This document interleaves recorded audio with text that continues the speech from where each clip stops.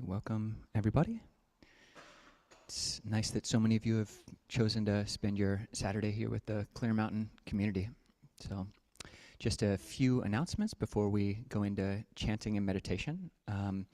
There has been a request that maybe if there was anybody who would be interested to come a little bit early to help with setup, maybe especially the coffee setup, that would be great. And if there are any volunteers, you can speak to Dawn over here afterwards.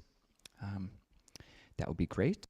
Also, in somewhat maybe sad news, is the bathrooms over there will be closed starting from 2 minutes ago. So we do have this bathroom here, which is quite nice, but it is a single. So just being mindful that we've got a room full of a lot of people, and they're cleaning the carpets over there. So they've asked us to stay off of them, but it's possible that if there's an emergency, you could squeeze by the carpet cleaner people, but for the most part, let's try to use this one. And I think maybe the final announcement is that we'll be increasing our daily Zoom meditation. So for the last month on weekdays, we've been having seven hours a day of Zoom meditation, and we've got some of you who come to, it seems like a lot of that. Some of you come to maybe all of that, some who come to just parts, and it's totally just an open space. It's a quiet Zoom room. You can't even unmute if you wanted to. You can have your camera on, you can have your camera off, and it's just a forcing function. If you feel like you don't have enough meditation in your life, we've got 3 periods throughout the day, an early morning period from 4 to 8 a.m., and then a midday from 11 to 1, and then the afternoon period will be 3:45 to 5:45. So those are just a lot of hours, and you can just come in if it's a break at your lunch period or in the morning, anytime, just come for as little or as long as you want, and that's 8 hours a day. Get excited talking about how much meditation we're doing. So I think that might be all the announcements that we have today. So with that, we can jump right into our chanting. And today we'll do the verses on the highest blessings in English. That's on page 46 in the chanting book.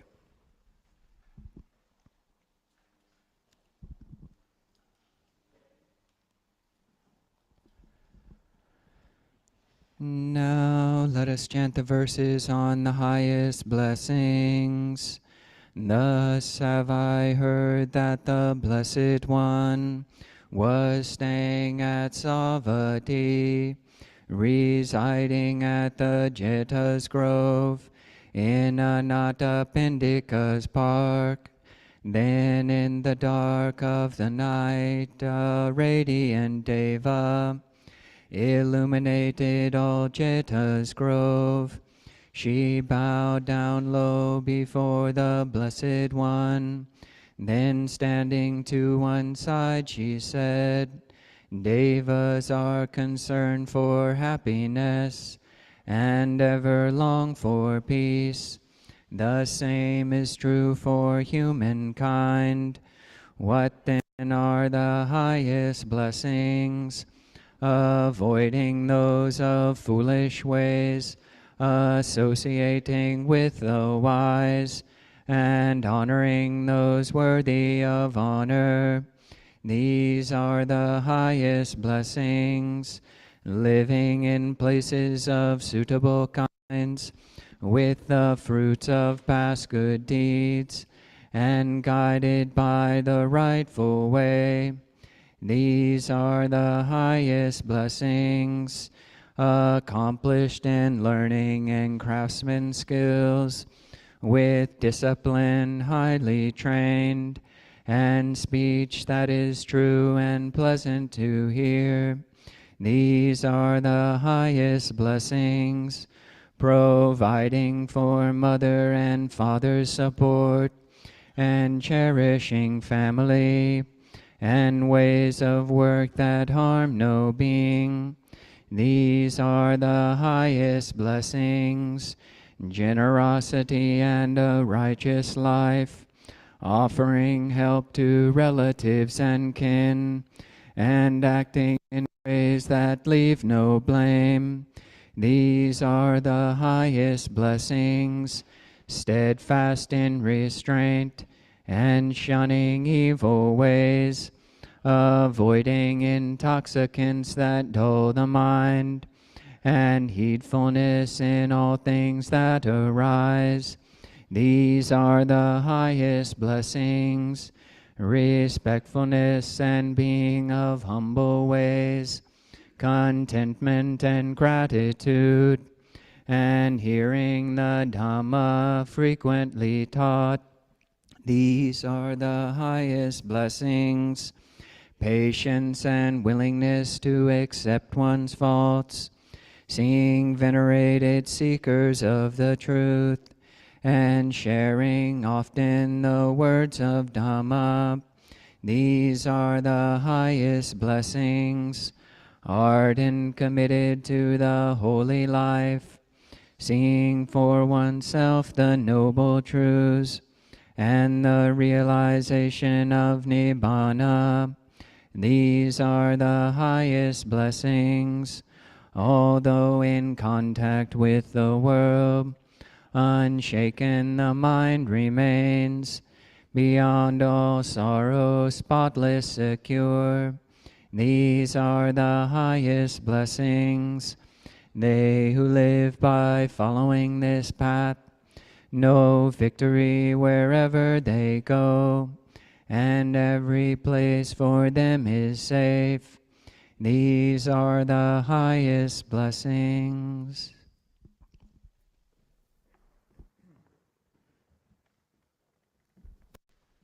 So we can all meditate together for about the next 20 minutes.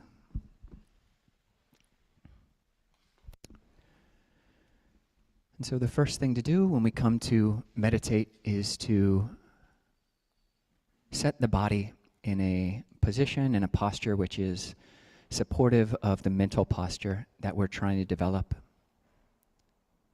So just as we want a upright but not uptight mind, so to allow the body to sit uprightly. Allow the spinal column to extend. You can imagine a invisible string very gently just pulling us up from the top of the head. And then another string with the weight on the bottom attached to the bottom of the spine, very gently just pulling the spine down. So stretching up and stretching down.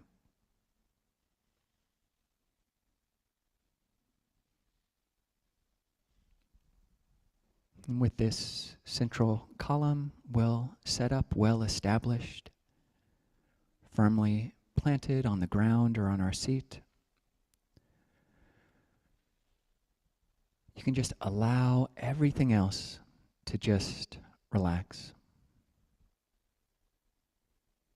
All the muscles, the organs, sinews, tendons, all the fleshy parts of the body, all of that can just fully relax around this central column, like coats on a coat rack.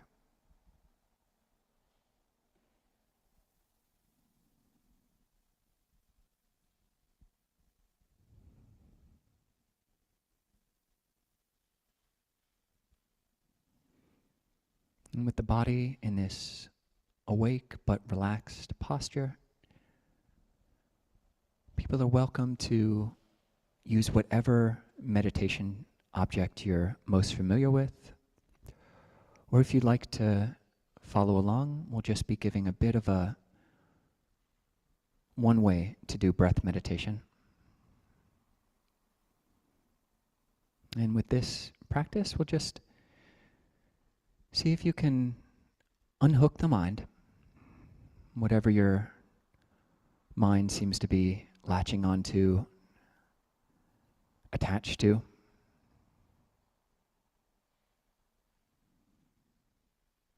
Just unhooking. And then see if the mind can drop. Just dropping into the heart space.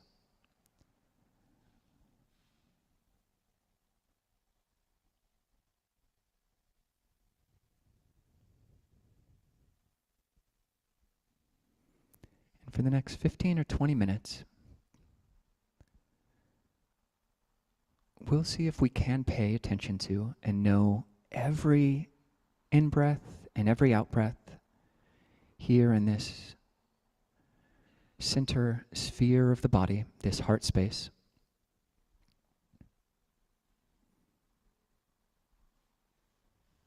And even if we can't know every breath, just allowing this space, this globe of awareness in the center of the chest, just allowing the mind to keep coming back to this heart space.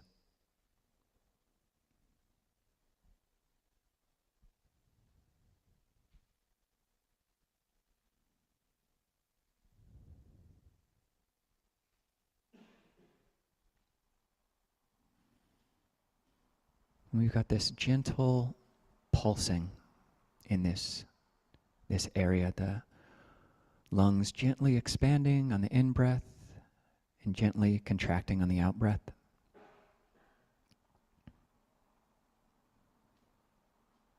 And see if you can become sensitive to all of the nuances of that in-breath and all the nuances of the out-breath.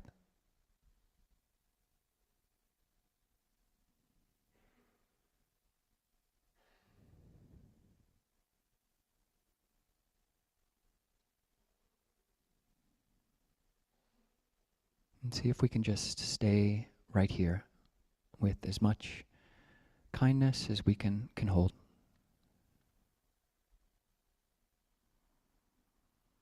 Knowing the full expansion and the full contraction, each and every breath.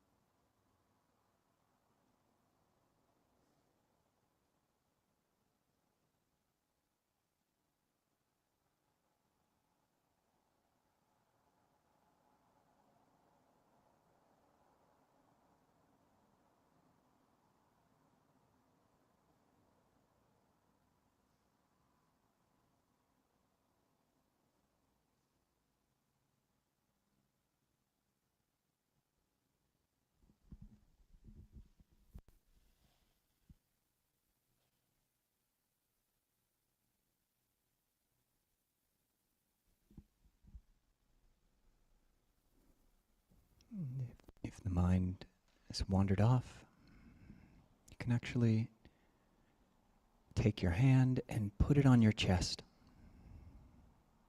Okay, just reminding yourself to allow the heart to stay here. And with the hand on the chest like that, you can actually even better feel the expansion of the in-breath and the contraction of the out-breath.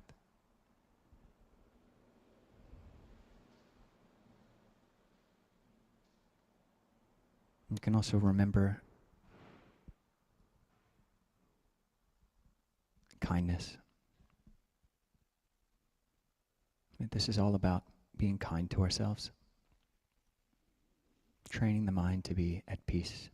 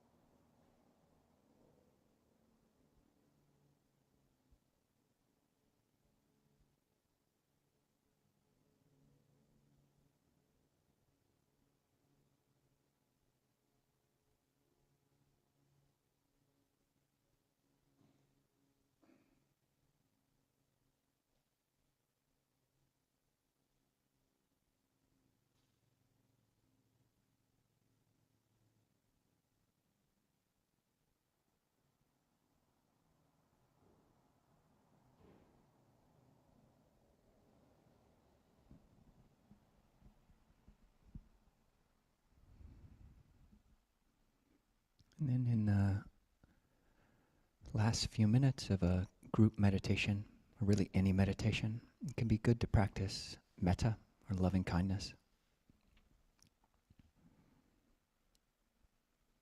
And if your hand's already on your heart, that's great, or you can bring your hand to your heart again. And still knowing every in-breath and every out-breath, and here just shifting to any warmth or kindness that we've been holding. And then on the in-breaths, you can think, may I be happy. And on the out-breaths, may all beings be happy. or may I be well, and may all beings be well.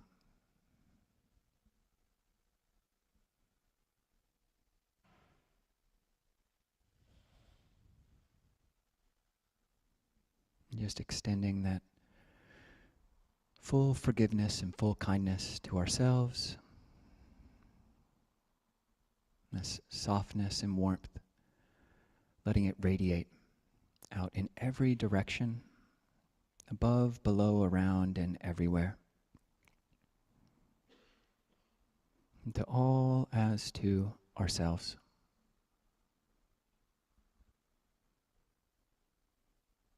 May I be well, and may all beings be well.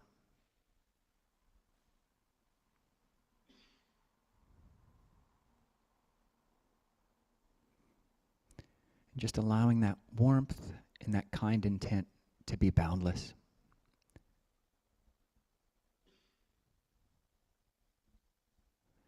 You might even notice, okay, where do I stop and where does the world begin? In my own knowing, where do I stop and where does the world begin? May I be well, and may all beings be well.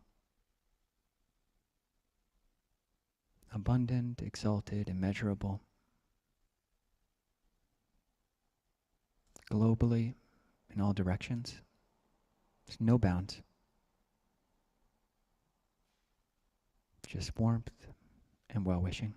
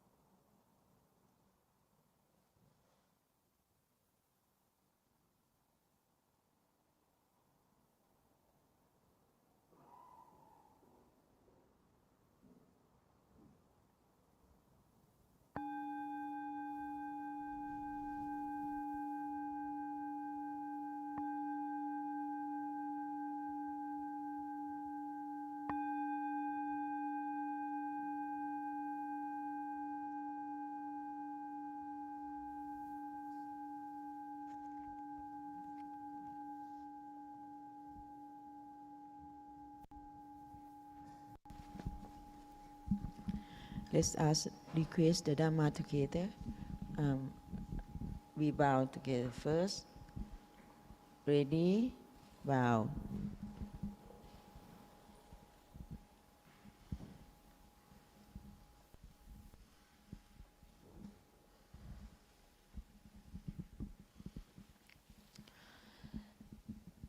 Brahma Jaloka Tipati Sahampati Kat Anjaliana Tiwarangaya Jatha Santi Dasattha Parachakashatika Tese tu Dhammang Anukampimang Prajang.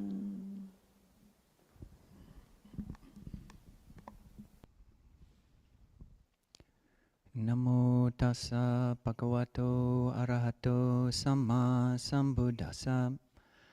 Namo tassa bhagavato arahato samma sambuddhassa. Namo tassa bhagavato arahato samma sambuddhassa.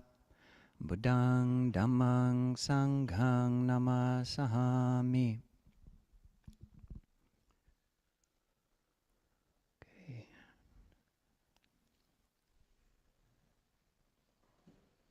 So Ajahn Nisabo and I are taking turns coming in. As you may have guessed, we're on a period of about 7 to 8 week retreat.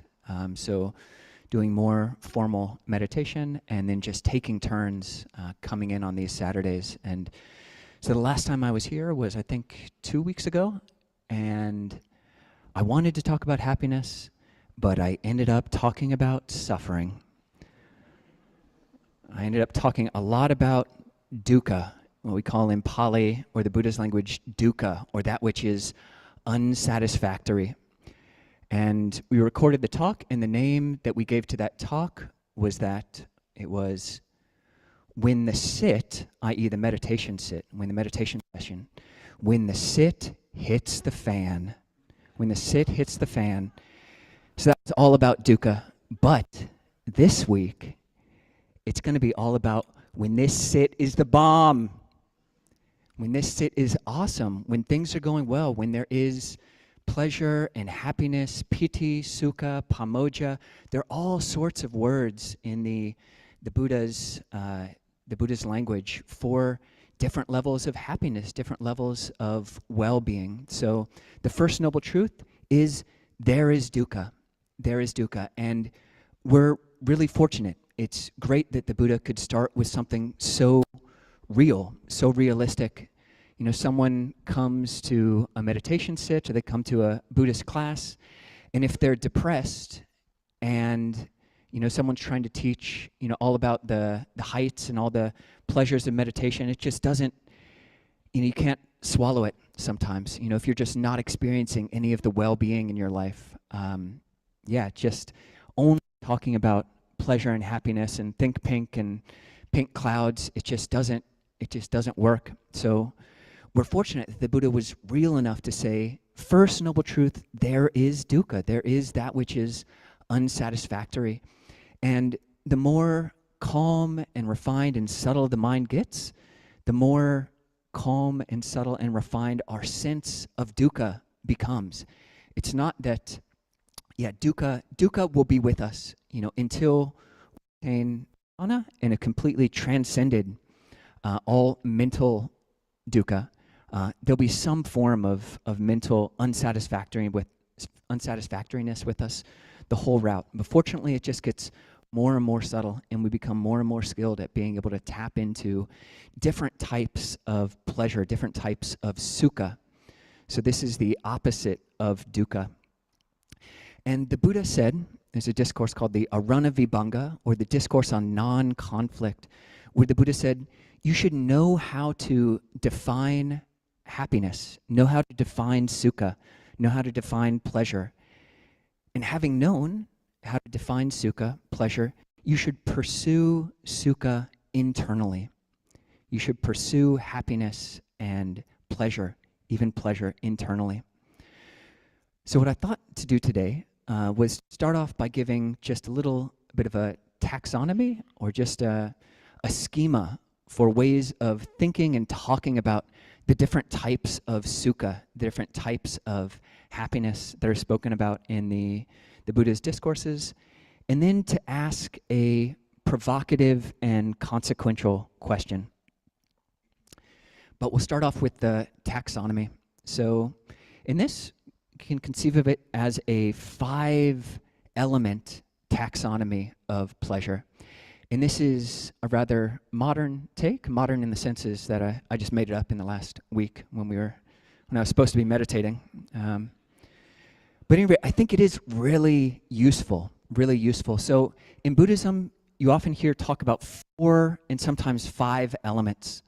So the 5 elements are fire or heat, you have air, you have space, you have water, and you have earth. And when we're talking about the physical world, that's the sense of heat, fire, the sense of air or movement, the sense of space, the sense of water or liquidity, and earth, the sense of solidity. And how I was able to remember those is if you ever watch the Planeteers, it's like the different rings. You've got the sukha of fire, the pleasures which are like fire, which are sensual pleasures. And the Buddha said, there are these sensual pleasures, that which is wished for, desired, agreeable, desirable, and provocative of lust, that come up with regards to sight, sound, smells, taste, touch. So these are sense pleasures. And the Buddha equated these with fire. He said most people, most beings are obsessed and devoured with sensual craving and obsessed with sensual fever, the heat of sensual gratification, just obsessing over that. So that's the heat, the sukha of fire. And the Buddha actually said that this type of fire, or this type of sensuality, this type of pleasure or happiness, is not to be developed, not to be cultivated, not to be pursued, not to be developed. So when you first come to Buddhism, that might seem a little bit depressing, because for a lot of us, that's where else we get our pleasure than from the sight, sound, smells, taste, touch of the world, the beautiful sights in the world, the melodious sounds of the world, the fragrant odors, the delicious tastes, the soft and gentle touches of the world. And the Buddha said, watch out, this pleasure can be like fire. We'll talk a little bit more about that. But the Buddha didn't just end it right there. It's not like there is this pleasure which is not to be developed, which is actually, you should be kind of wary of this fire-based pleasure. But that's not the end of the story. We've got all these other types of pleasure which are to be developed, are to be cultivated, are to be leaned into. So we've got the pleasure, the sukha of air, like sukhas of fresh air. These are pretty much most of the highest blessings that we chanted before we started to meditate. So these are the pleasures of generosity. It feels good. There's a pleasure that comes from being able to give up. It feels like fresh air rather than the heat of trying to keep and trying to be secretive and just hold everything so tight, all the tightness of grasping. We can let go. We can be generous. It's the fresh air, the happiness, the pleasure of fresh air that comes from having a sense of virtue or inner integrity when we don't have to feed off of the world. For the most part, when we don't have any higher forms of pleasure, we're just feeding off of sensual gratification. We're just feeding off of our relationships, feeding off of the next meal or the next high or the next hit or whatever it is. That's the fiery pleasure. But here we've got all these other types of fresh air pleasures, the fresh air pleasures of just letting go, supporting those of wholesome ways, associating with the wise, living in places of suitable kinds, guided by the rightful way, protecting mother and father, being generous. All of these, you can go back, it's on page 46 if you want. These are all fresh air pleasures. And these are to be developed, to be cultivated. So you don't have to fear these type of pleasures. We can consider these the pleasure of renunciation. So all of these are good to go. You can just pick one of them and just keep doing it and just getting more and more refined at these wholesome pleasures. So that's the pleasure or the happiness that comes from wholesome senses of pleasures, which is like fresh air. Then we've got getting to more subtle types of pleasure. We've got pleasure which is like space. Pleasure which is like space. And this is in Pali, we might call it vipassana sukha. So it's the sukha or the happiness that comes from clear seeing. And this type of pleasure isn't dependent on conditions. It's a type of equanimity that we can practice in meditation and through our daily lives, which isn't bothered by things we don't like. When there's sounds like all the cars going by that we don't like, this vipassana sukha, this sukha which is like empty space, it's not burdened by those. There can be this sense of well-being that can come from just being someone who knows how to be equanimous, who knows how to get this metta sense of well-being with a single T, to be able to lift the mind up, to say, actually, I don't have to be bothered by the things I dislike or be agitated and compelled by the things I do like. There can be this coolness or this spacious sense of well-being, this spacious sense of happiness, which can come from clear seeing. And you can sit a meditation retreat, a vipassana course, and that's what you're actively training in. You're looking at the sensations in the body, and if it's pleasant, or if it's painful, or if it's neutral, you just note it. You just note it. You're practicing clear seeing, vipassana, this spacious mind. The Buddha gave a simile that it's like someone trying to paint in empty space. So suppose there was someone who was to come up with red dye and black dye and yellow dye and orange paint and all these different colors and was to say, I'm going to paint the sky with this paint. What do you think? Would that person be able to paint the sky? The Buddha asked this question. It's somewhat rhetorical, but the answer is no. The answer is no. You can't paint the sky because there's nowhere for the paint to land. And this is like the mind, which is like empty space, when you're able to cultivate this inner sense of resilience, this inner sense of equanimity, of patthana. We talk about the satipatthanas, or the foundations of mindfulness. Literally, it means the mindfulness which is well established. It's standing. It's in space. It's not bothered by agreeable things or disagreeable things. It's got this equanimity. So this is the pleasure. This is the sukha, which is like empty space. And we do have to train in that, but it's a much more reliable level of sukha and happiness once you know how to shift the mind into this. Once you know how to lift the mind into this, you can do it more and more reliably in the face of more and more difficult situations. Situations which in the past you would have been compelled to yell at your spouse or yell at your kid. Now you're able to shift into this spacious sense of well-being, this equanimity that says, okay, I don't have to respond, and I don't actually even have to be bothered. And there's a well-being, there's a pamoja, this well-being, this gladness. It's actually a sense of gladness, even when there's something which is disagreeable, like the sounds of cars going by when we're trying to meditate. This spacious sukha can just lift above that and say, oh, doesn't have to be a problem. Like empty space. The heart can be like empty space. And people, even if someone comes and has the desire to ruin our day, hey, I can be empty space. And Buddha actually taught his son, he says, Rahula, train your heart to be like empty space. So we can all do that ourselves. The fourth type of sukha is the sukha, the happiness, the pleasure. And sukha really does mean both happiness and pleasure.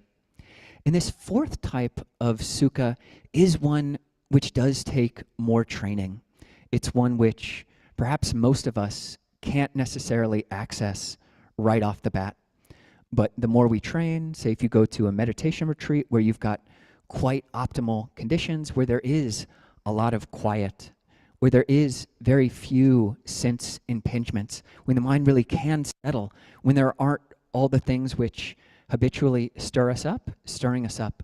When those aren't there, we can experience this pleasure, which is jhana sukha, or the sukha, the pleasure, the happiness, which is like water. The happiness which is like water. And we call these jhana sukhas, sukha like water, because that's when the Buddha was describing these, he gave similes for each of the 4 jhanas, which all, well, it's the first 3 jhanas, speak about similes of water. So the first jhana, which is defined as the mind which is quite secluded from sensual pleasures, secluded from unwholesome states, one enters upon and abides in the first jhana, which is accompanied by directed thought and evaluation, and the rapture and pleasure born of seclusion. The rapture and pleasure born of seclusion. And here we really are talking about states which more and more you can identify as pleasure. And the rapture will scale. The commentaries talk about different types of rapture. You have rapture, which is like waves just lapping onto the shore in high tide. You've got rapture, which is actually like almost lifting the body. It feels like you're meditating. You've got the rapture of horripilation, the rapture of goosebumps. The rapture of goosebumps, just this cool feeling which just pervades, drenches, steeps, fills, and pervades the body. And these are states of mental calmness, mental stillness, mental singleness, which we can train in. In essence, jhana is a profound mental ease, which is blameless, which is uncomplicated, and which is trainable. So it's a trainable, uncomplicated, profound mental ease. And we have to train at it. So it's quite possible that, maybe we've only had glimpses of this in our life. But that doesn't mean it doesn't exist, and that doesn't mean we can't get better at it. And the Buddha actually did say that we can train in jhana. We can train at getting better at this watery pleasure. The second jhana simile is just like lotuses that are born underwater, and their stalk is just drenched, steeped, filled, and pervaded with water. And the leaves are drenched, steeped, filled, and pervaded with water. And the flowers themselves are drenched, steeped, filled, and pervaded with water. So too, you drench, steep, fill, and pervade the mind, pervade the heart with this happiness which is born of concentration. And then the third jhana is a simile which is like a pool of water in the forest which has no inlets and just is totally provided with new cool water from below. So actually that's the second jhana, so switch those two similes. But at any rate, we've got these really cool, watery, and quite profound, a very deep spring of wellness that we can learn how to tap into. So that's the pleasure of jhana, the pleasure of water. And we can train in that, and the Buddha said we can train in that. And the fourth type of pleasure is the pleasure or the sukha, which is like earth, which is so firmly rooted. It's the pleasure of the paths in fruition. So the path is, we're talking about actual attainments. So in Theravada Buddhism, actually in any Buddhism, we've got different levels of enlightenment, which really are categorically different states of mind, which are you don't backslide. Once you've realized this state, it's a period, it's a point in time. You realize this at a point in time, and then from then on out, the mind will be free from certain mental defilements or mental afflictions, such as doubt about the Buddha, Dhamma, and Sangha, attachment to rites and rituals, and even desire and aversion. And the more we're able to practice and attain these different paths and fruitions, then the mind can completely transcend greed, anger, and eventually delusion. So this is a pleasure and a happiness which is like the earth. It's like the earth. Something totally different, but utterly rooted. You've reached bedrock. You've reached something which is absolutely solid in life. And most of us haven't reached that either. But again, that doesn't mean it doesn't exist, and that doesn't mean we can't cultivate it. Buddha said, this is a type of pleasure which can be cultivated and pursued and developed. So we've got 5 types of pleasure, this 5-element taxonomy of pleasure. Pleasures like fire, which are sensual pleasures, all of the, the sweaty and, kind of just addictive and obsessive types of pleasures, which really just keep us utterly spun around ourselves and utterly unfree. And probably many of us have experienced even coarse levels of that type of fiery happiness, fiery pleasure. And the Buddha said, if there wasn't some type of gratification in sensual pleasures, then people wouldn't become addicted. People wouldn't fall for sensual pleasures, the beautiful sight, sound, smells, taste, touch of the world. But because there is some pleasure in these things, people do fall for them. And he said, why is that? It's because it's as if our senses, our faculties are not yet clear. It's as if not yet seeing with clear faculties. He actually gave a pretty vivid fire-based simile.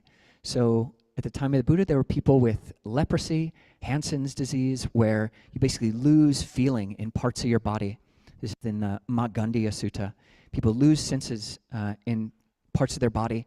And then when you don't have sense, then you might get a scar on there that might get infected, and then actually get more and more infected to the state of actually having to be amputated. And at the time of the Buddha, before a limb would have to be amputated, people would actually take a firebrand and just burn their skin, cauterize their skin to get rid of, all the things which are feeding off of their necrotic, their decaying body part. And the Buddha said, why do they do that? Why do they burn themselves? And the answer is because there is some measure of satisfaction that the leper gets from burning this necrotic skin. But when they're healed from their leprosy, and nowadays there are very good cures for leprosy, when someone is cured, would they burn their body? No. Why not? Because their faculties, they no longer see the gratification there. They just see the pain in it. So fortunately, the pleasure of fire is not the only type of pleasure there is. We've got these other 4, the pleasures of wholesomeness, the pleasures which are like fresh air, like going out to the forest, like spending time with good friends, like having Dhamma talks with good friends, like being generous, like having a sense of integrity. This is pleasure which is like fresh air. Do it, and do it a lot, and develop it, and cultivate it, and just get better and better. We've got a list of 38 different types of wholesome fresh air sukha. It's on page 46. Don't be ashamed to look it up. You can look at your books. This isn't a closed book test. So many types of pleasure. Second type of fresh air pleasure. The third type of pleasure is pleasure which is like space. And once we learn how to tap into this vipassana sukha, the sukha of clear seeing, this metta awareness that says, actually, I don't have to be bothered by things I don't like. I don't have to be bothered by things I don't like, by words that are disagreeable and that I don't like, by annoying people. I can be like empty space. We can train the heart to be like empty space. This is vipassana sukha.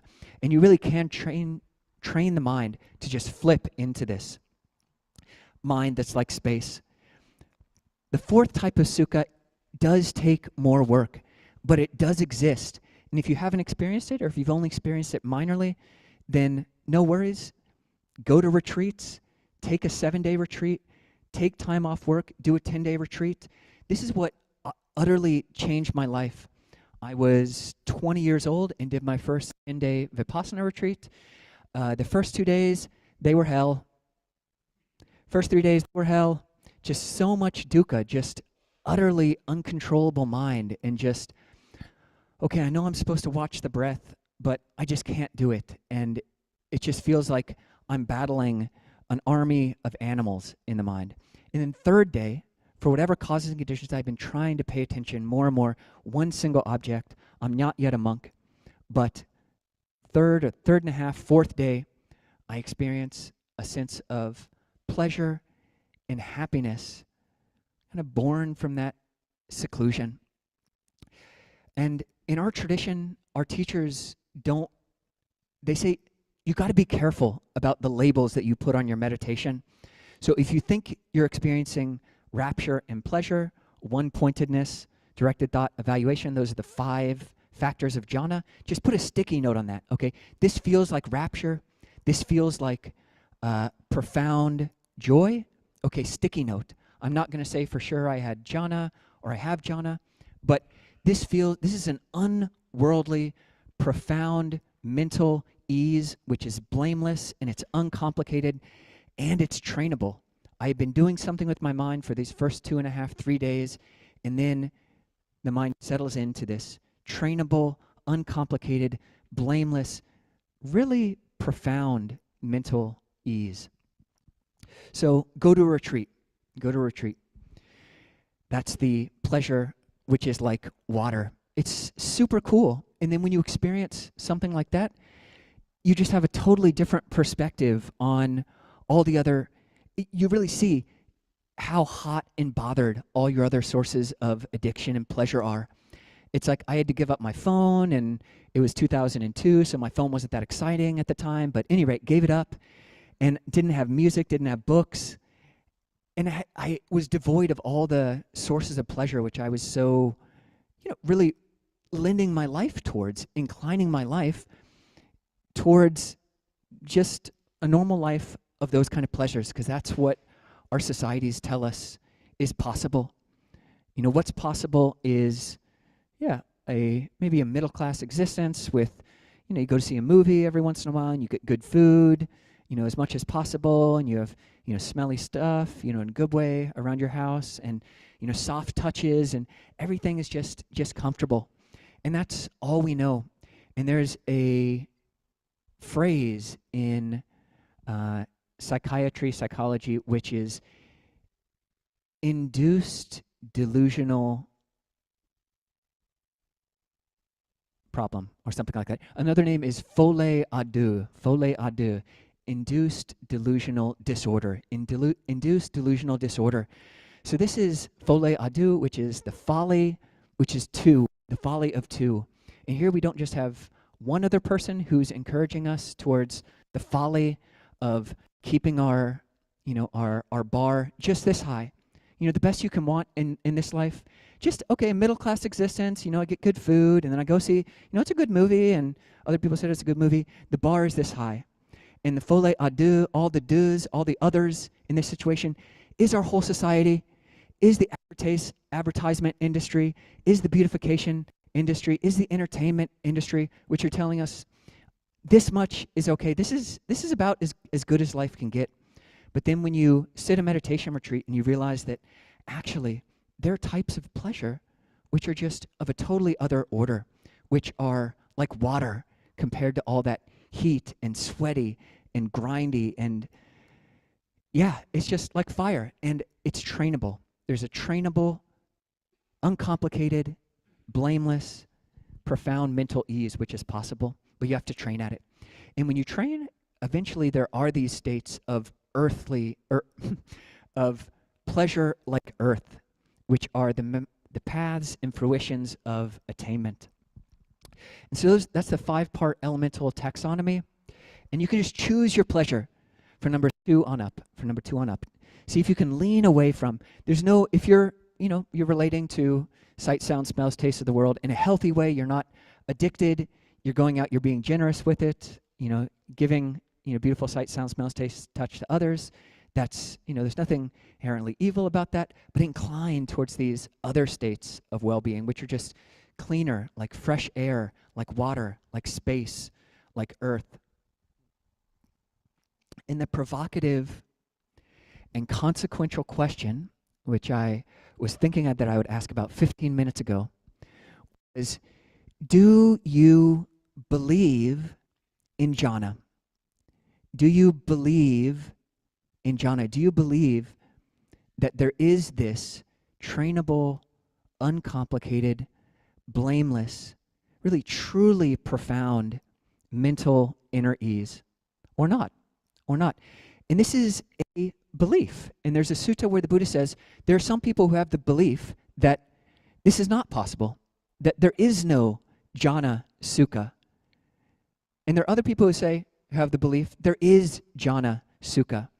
And the people who believe it is possible to have these higher types, more refined types, less harmful, better types of pleasure, sukha, happiness, people who believe in that will incline their mind in that direction. And there's a great phrase, which is, the more you visualize that which may appear impossible to achieve, and the more you increase your positive expectation of achieving it, the greater the chances you are of achieving that type of pleasure. So if you've never heard about jhana sukha, you've never even thought about a pleasure that's better than all the fiery pleasures, well, now somebody said it. Now you've heard it. And you gotta, what do you believe? Do you believe in jhana? And on one level, it's just a belief. And it is possible, whether you believe in it or not, if you put in the causes, if you sit, if you allow the mind to settle, if you focus the mind in a particular way, whether or not you believe in it, if you put in the causes, you will settle into jhana. But believing in it, the more frequently you visualize that which may appear impossible to achieve, and the more you increase your positive expectation of achieving it, the greater the chance you have of doing so.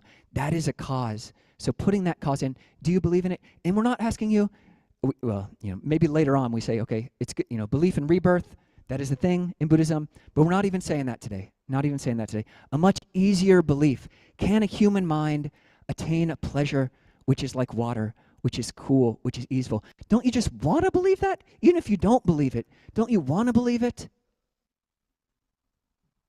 Rhetorical question, but please answer for yourselves and at least give some thought to it, because it is a belief. And there is this attractor states. Our society, this induced delusional disorder, has told us there's nothing higher, but you can choose. Okay, maybe there is. And the more you hang out with people that believe this is how you change beliefs in yourself or others, is sustained exposure to counter evidence over time. Sustained exposure to counter evidence over time. So the more you hang out with people who believe in this, or better than that, who can actually experience these types of better, cleaner happiness, then the more you might start believing it. And you go to a meditation retreat and you start experiencing this, it could change your whole life, your whole trajectory, away from the fires and towards the waters and eventually the cool land. So all in the talk right there. หันธรรมยังธรรมกถาสาธุการังธารามาเสสาธุสาธุสาธุอนุโมทามิ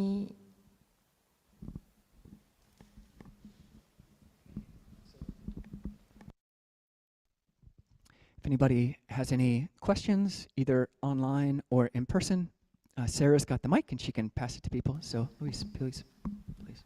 Well, thank you. Thank you for the talk, Ajahn. It was really beautiful.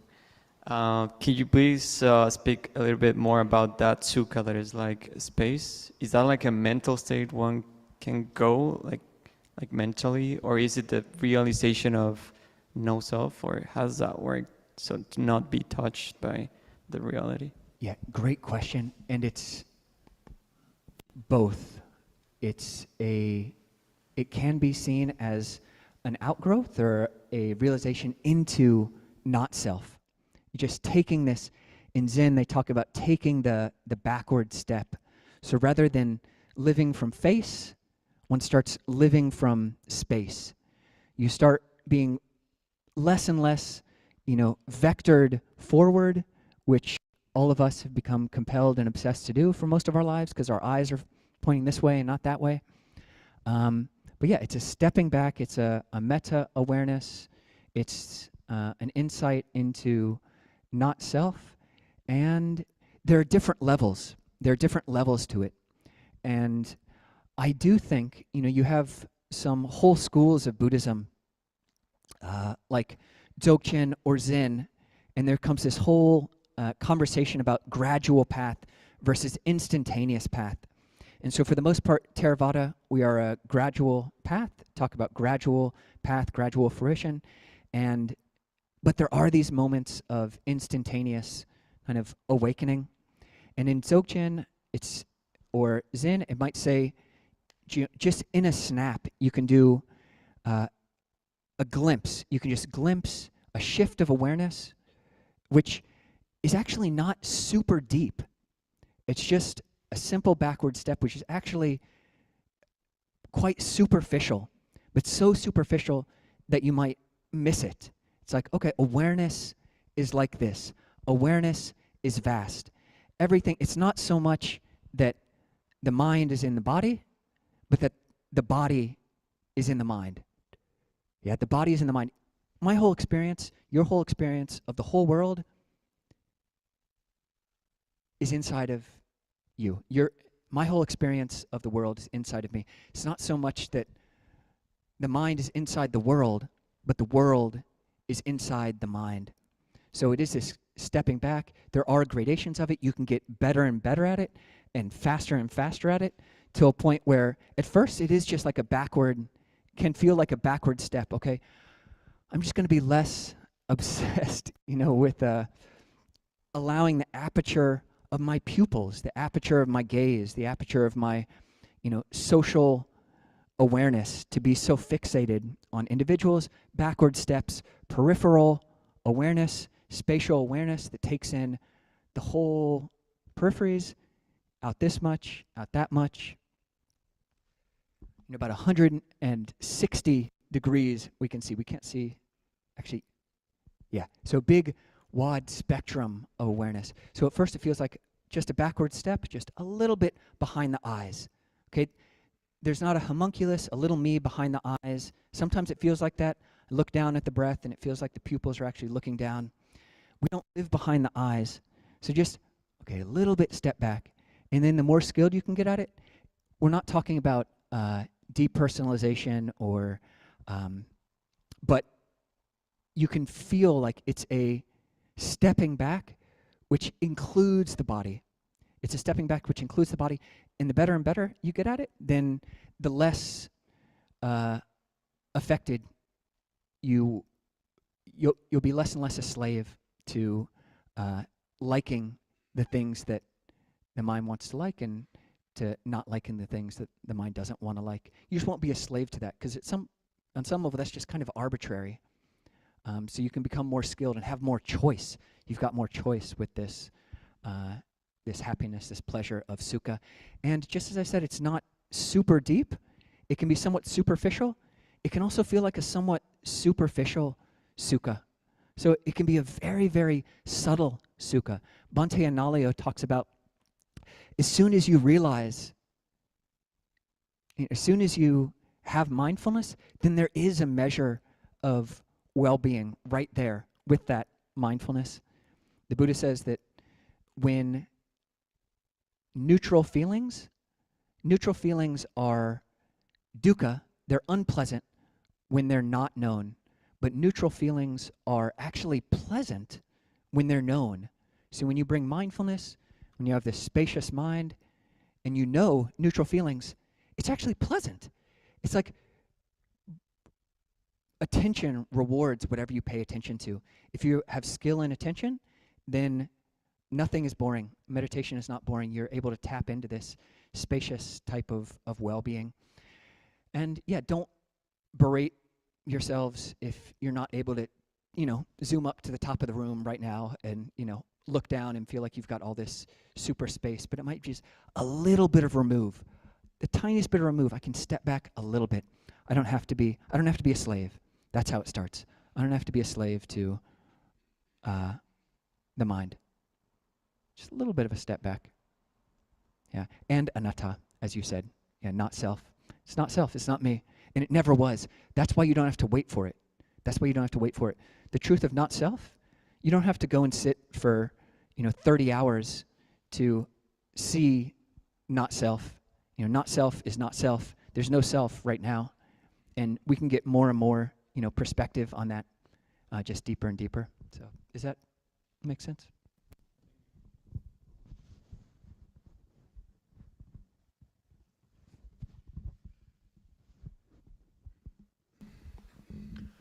Yeah, and the question is about this belief system and other belief systems also, because there's like 100+ different belief systems, and statistically it's possible that only one system can be true, right? They cannot be all of them true. So having that, 1% or less. So question is, how can you be sure that what we believe is actually true? Is there a way for like non-believer to kind of verify and kind of like observe that this is true? That's including like if there's reincarnation, including that there's like what exactly reincarnates, and that kind of things. Yeah, it's a great question, and there is belief is something to look at and to try to understand how we relate to belief. What is our meta-belief, our belief about belief? And it's not necessarily the case that only one can be true. It's like there's an author who talks about the moral landscape, and you've got different religions or different philosophies who might just be talking about a totally different landscape. It's like the same map, it's the same ground, it's the same reality, but this religion, this belief system is just talking about over there. They're talking about France, and here we're talking about, Seattle, the Seattle area. So yeah, there can be overlapping levels of truth. And in Buddhism, we are looking for truths, for beliefs, which are not just useful. In some other forms of Buddhism, and certainly in other religions, they talk about useful fallacies. So like, or this term ubaya, which is used in other religions, or skillful means. Like you can, in other denominations, you might say, I can say lies as long as it's useful. But Theravada Buddha didn't do that. Everything purported to say by the Buddha is both useful and true. So how do we determine what's true? Well, you can start by looking, everything the Buddha taught was both useful and true. So it was both useful and true. So we can't totally determine absolute truth claims from the beginning, but we can get some immediate sense of, is this useful? Is it a useful belief to believe it is possible to attain jhana? And even more, the next question is, can I attain jhana? It is possible, this is a belief, it is possible for me to attain jhana. I can attain jhana. That's the next belief. And that, arguably, if you do that first step, you believe in jhana, it's a healthy belief to say, oh, I believe. Actually, yeah, it would be useful. It would be useful to believe I can attain that. Because it just sounds great, yeah? It sounds great, all these watery, cool pleasures. I read a great article this past week. It was called Belief Traps, Tackling the Inertia of Harmful Beliefs, by an author named Michael Schaefer you can look it up. Belief Traps. Belief Traps is the name of the article. And it is fascinating because there are these, even biologically, physiologically in the brain, the brain just keeps opting back, the nerves just keep going back to what they're used to. There are these attractor states. If we've never thought about jhana before, and then some monk asks, oh, is jhana real? You might think, oh, that's an interesting question. But then since our whole society, for our whole lives, has been never even mentioned the word absorption, meditation, jhana, we've just never heard it. So we leave here, and the attractor state is just to forget about it, just to fall back into this unexamined, arguably, if not harmful, certainly limiting. I mean, I felt when attaining this type of peace during that meditation retreat before I became a monk, I'm like, I'm 20 years old. I would have felt this. Why didn't somebody tell me about this? I'm a 20-year-old man. I'm a grown man. Why didn't somebody tell me? So examining your beliefs, and first saying, is it useful? And then whether it's true or not, here's a cool test. So with a cubit zirconium, like a fake diamond, the closer you look, the faker you realize it is. A jeweler looks at a cubit zirconium, or even a better fake diamond, and they look close. They don't even have to look that close, and they're like, fake diamond. Whereas a real diamond, the closer you look, the realer and realer it becomes. The more you, oh, this is a real diamond. This is a real diamond. This is a 2-carat diamond, or this is a 24-carat diamond. Whatever it is, I don't know my carats. But yeah, just look and keep testing it, and be somewhat skeptical of both sides. You know, we don't want to be a fool. The Buddha didn't tell us to be a fool. He said, do examine these things, but do also listen to what other people say, what other teachers say, and weigh those things with your own experience and see, do you have any proof that jhana is not real? No. Nobody has proof that jhana is not real. Just because you might not have ever experienced it, that's not proof that it doesn't exist. Maybe we just haven't put in the causes. Do we have any proof that the sukha, the pleasure of space, isn't real? Hopefully you've experienced some level of that, but yeah, I would definitely recommend that article, Belief Traps. It's great, because we do get stuck in these belief states. So, yeah, thanks.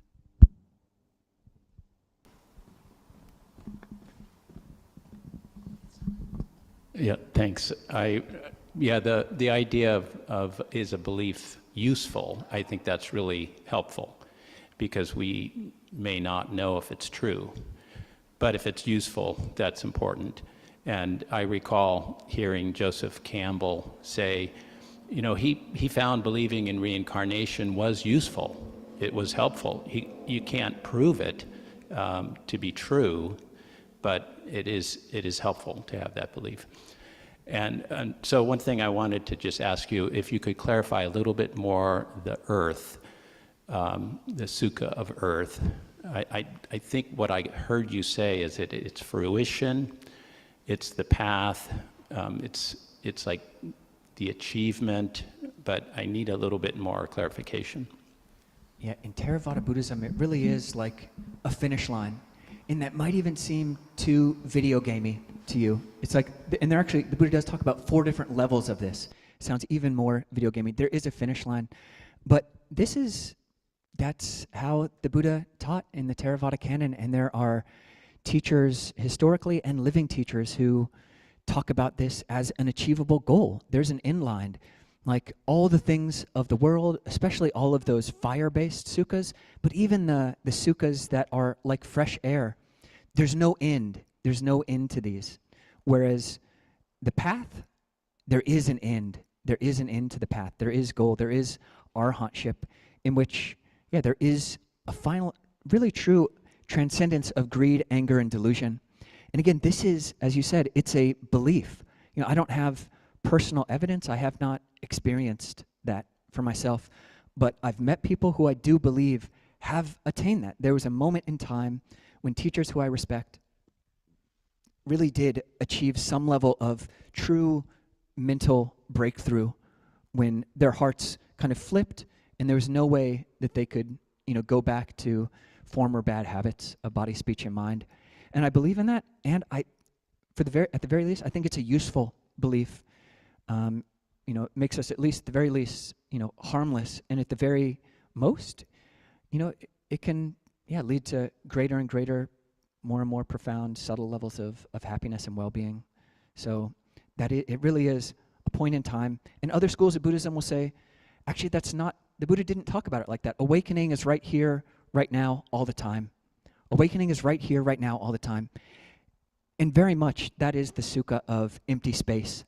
And for people who, you know, maybe have achieved some very, very extremely deep level of that happiness like space, it is very, their level of spaciousness, their mental spaciousness is very spacious, and that is happiness here and now.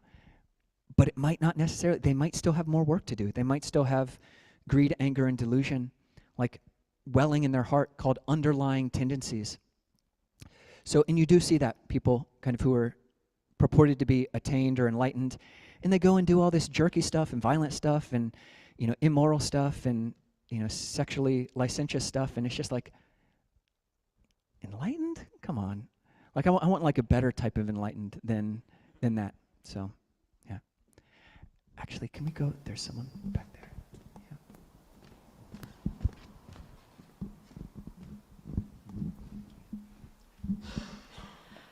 Thank you for your talk.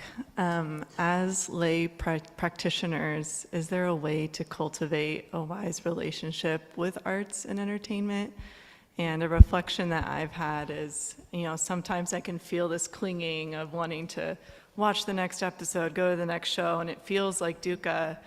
And there are times where I feel like I experience awe or a sense of inner being or like spiritual experiences with art and entertainment. So I'd love your advice on that. Yeah, thank you very much. And that might be the last question for today, but wonderful, wonderful question. And really for lay people, all 5 of those types of pleasures, all of those last 4 are very much on the table. It is possible for lay people to achieve jhana. It is possible for lay people to achieve certain levels of enlightenment. It is certainly possible to have that spacious sukha, that spacious ease. And that second type, like this is where art kind of bridges the line between the sukha of fire and the sukha of fresh air. It's not always so clear. It can almost be like an intention. Like the intention is what changes it. If I'm watching the next Netflix series totally for myself and totally in like a compelled and obsessive way, then that just feels hot and I don't want to do it. But if I watch it because, even just the thought while I'm watching it, even if before that was like, I really want to watch the next series, just in a thought, I also want to watch it because my partner is watching it, and so that I can talk about it kindly to my friends, have a good relationship with my friends. And on the level of art, for sure, Ajahn Nisabo, my fellow monk, he very much is a lover, like the lover archetype, and he very much feels that for a lot of monastics, in these Jungian archetypes, there's a lot of space for warrior monks. There's a lot of space for, what other type of archetypes do we have? We've got magicians, there are magician monks. There are a lot of, but there's not so much space for the lover type monks. How do monks do art? So he actually created a website called The Fourth Messenger, which was all monastic art. And really, we've both seen that. We've been in robes, living at monasteries for 15, 20 years. And in our tradition, you don't have to take robes for life. So people disrobe all the time. And oftentimes people will leave the robes because they don't have a way to channel that art. They just hear, there's this fiery sukha that you just need to be afraid of. But if you can channel that, like make art as a gift, make that Amazon order, but rather than ordering for yourself, put your friend's name in there. Just the taking that fiery sukha and blending it into the sukha of fresh air is really just it can be an intentional game, and you can just get better and better. Extend those wholesome intentions, and do art for more and more of the right and clean and onward leading ways that are just supportive of what they call in Thai namchai, the water of the heart, because we want this path to be sustainable. Like if you hear a monk say, you need to be afraid of the fire, the sukha, the happiness of fire, and that's all there is, or just full-on meditation, that's all there is, then a lot of people just leave. Whereas, you can just incline. There can be this inclining of the heart, inclining of intention, getting better at seeing what's holding us back, and that's the fire, and leaning in these freer ways. So, I hope if you do Dhamma art or would love to see it sometime. Bring it. Okay, well, thank you, everybody. It's really nice spending the morning with all of you. And we will close by something we do every week, which is kind of open up the space. So Skinner Hall, we only have so much space and only so many chairs. So our community is bigger than this, and what we do in this period of reading out the blessing braid is on our website, we've got a kind of requests for chanting. And so every week we'll read this, and these are just our broader community who we can open our hearts to, just people who are maybe going through a bit of dukkha. So, Trenton, if you could read that list. We have a German regalato who passed away Monday, August 11th. Part of the request reason says, please spread metta for a wonderful and adventurous rebirth. That's from Bonnie. Sarah Homa, diagnosis of an aggressive and rare cancer. Please spread care for strength and healing. That's also from Bonnie. For Sachi Gudas, having multiple disability, age 6 years, bedridden, please spread happiness and peace, from Sachin Gudas and father. For Samvega, Sneha, Savan, Kumar, Suresh, Sunita, Sindhu, please spread happiness and peace, from Sachin Gudas and family member. And to all beings, including Devas and Nagas, please spread happiness and peace, from Sachin Gudas. Thank you, Trenton. And just opening the space here, if anyone would like to raise your hand and say a name, speak a name in a space. Yeah, please. Alex and Scott. Tristan. Juanita. Chitra. Please. Roberto. Yeah.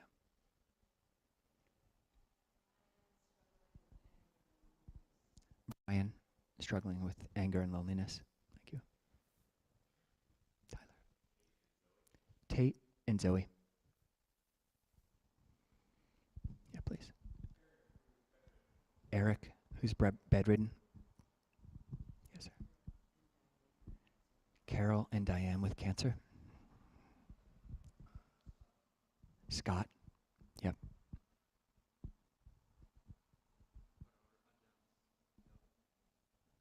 Health of Ajans.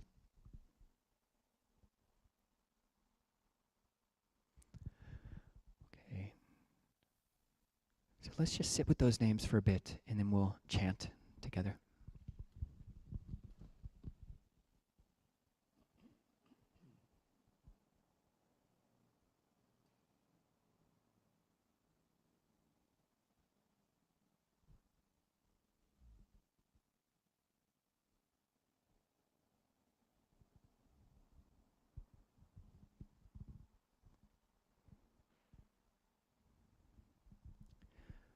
So continuing that practice, we'll chant on page 33. This is the sharing, verses of sharing and aspiration. This is a big part of traditional Buddhism, is dedication of merit. And I don't think anybody can satisfactorily explain how this might work. But even if you don't know how it works, just you can think of this as dedication, like dedicating a book. If we've done any goodness this morning, may we dedicate all of that goodness, all of our goodness for the week, all the good things we've done, dedicate that to everyone named and everyone who is unnamed. Now let us chant the verses of sharing and aspiration. Through the goodness that arises from my practice, may my spiritual teachers and guides of great virtue, my mother, my father, and my relatives, the sun and the moon, and all virtuous leaders of the world, highest gods and evil forces, celestial beings, guardian spirits of the earth, and the Lord of death, may those who are friendly, indifferent, or hostile, may all beings receive the blessings of my life. May they soon attain the threefold bliss and realize the deathless.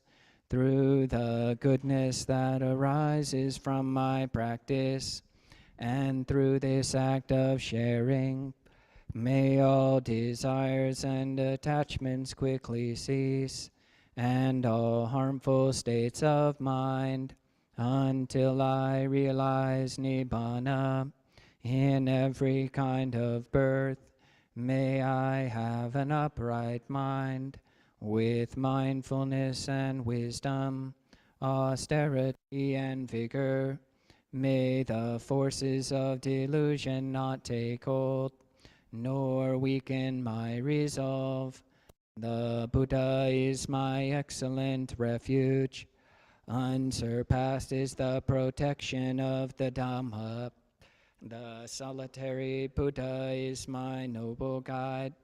The Sangha is my supreme support. Through the supreme power of all these, may darkness and illusion be dispelled. Okay, well, we do have a potluck, which is great. Just a reminder, if anybody would like to volunteer to come in a little bit early, usually around 8:30 to help set up, you could talk to Dawn right there. And we're increasing our meditation times. Go on the website, find that out, join for however long or however short you want. And it's probably something else, but it probably doesn't matter that much. So, all right, anybody who would like to can bow together.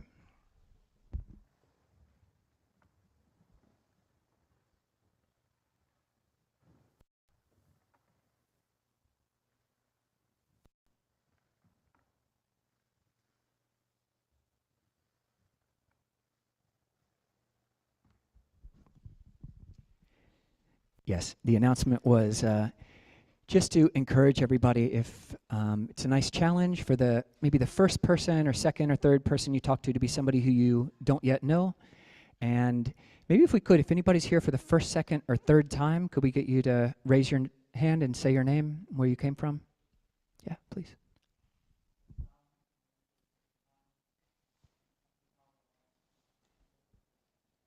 Welcome, Tom. Welcome.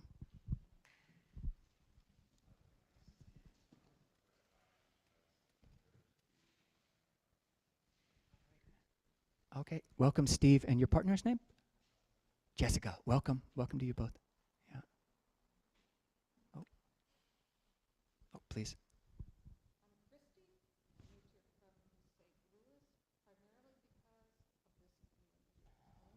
Wow, Christy, welcome. Welcome. Sadhu. Wow.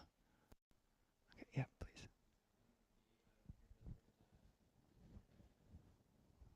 Welcome, Gabe. Yeah, please.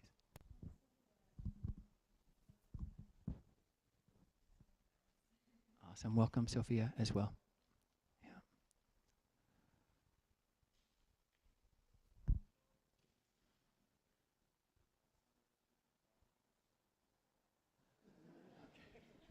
Well, welcome, Charles. Welcome. Okay, well, there's the food. There's a bunch of it, and people bring it, and they want to share it.